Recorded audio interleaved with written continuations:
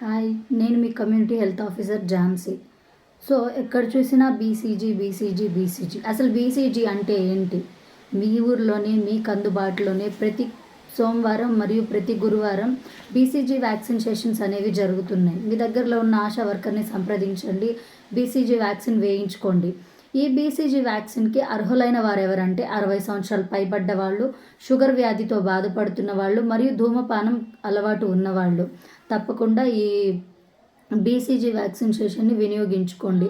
ఎందుకు BCG vaccine అనేది వేస్తున్నారు అంటే టీబీ రహితంగా మార్చడం కోసం.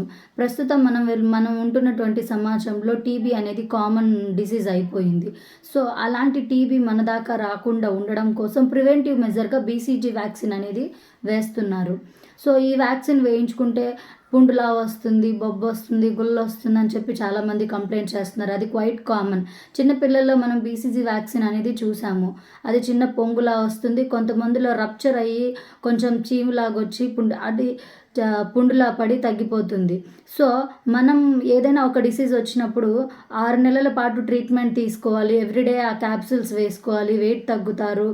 అలాగే దగ్గు, కళ్ళెపడడం, కొన్నిసార్లు కళ్ళలో రక్తం పడడం అలాంటివి కూడా మనం చూస్తూ ఉంటాము. అలాంటి డిసీజ్ని అనుభవించడం కంటే ఈ వ్యాక్సిన్ వేయించుకొని ఒక 10-15 రోజుల పాటు చిన్న పొంగుని మనం భరించలేమా? ఆలోచించండి.